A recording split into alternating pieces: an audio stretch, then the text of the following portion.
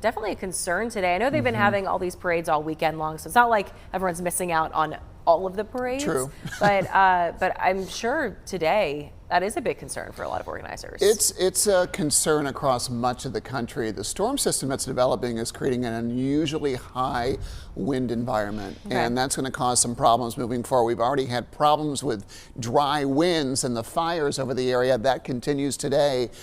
Breezy weather today, gets windier as the day wears on, especially west, where we could see a late shower, and then of course a severe thunderstorm risk that we have early in the day tomorrow. So let's get into this. Temperatures 20s and 30s this morning. Their numbers are up about 5 to 15 degrees compared to yesterday.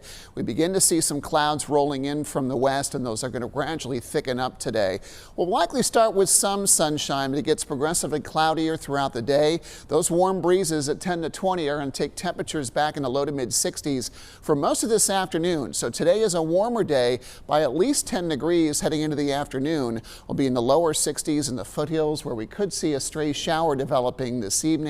Pop-up stuff at first, and then it gets a little more steady, I think, especially as we go into the overnight hours with a south wind at 10 to 15. Mountain temperatures lower 50s in the afternoon. Could see raindrops, especially in the southern and eastern slopes. As early as the afternoon, gusts up to about 30 miles per hour possible, and very high to extreme fire danger again. We strongly encourage folks to postpone, if not cancel, any outdoor burning until this threat starts to subside. And the rain coming our way will help, but it's going to pack quite a punch. Look how quickly this line of storms developed, moving into a high wind environment.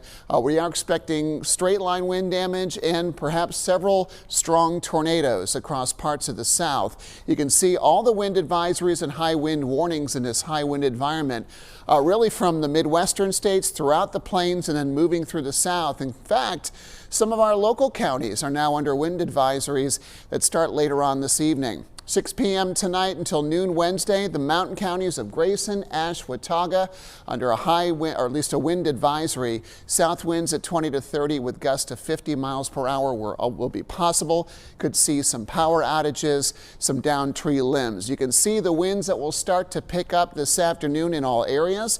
South winds at about 10 to 20 miles per hour will be highest overnight and early tomorrow. Sustained winds 20 to 30 in the triad could certainly cause some wind problems. The core of the wind ahead of a strong cold front that'll push through the area and likely cause some issues too. Southwest winds turn more northwest. It's windy into Thursday too, and those winds will gradually subside. So as far as storms go tonight, storms are possible through about 7 a.m. tomorrow. I'm not anticipating initially they become severe, but they'll likely increase in intensity as they track out of the mountains into the foothills and cross the Piedmont Triad. So growing threat for storms as it moves through our area, mainly in the early day tomorrow.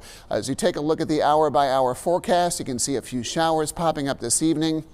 Bulk of the rain coming in late tonight, and it will gradually intensify. We'll be watching these individual cells that may develop along the main wind line, gusty shower and storm line that could provide a tornado threat. You can see how intense this gets as it moves into the Raleigh area. Likely eastern triad will see the worst of this as it begins to move through the area. This begins early in the day, likely during the morning hours.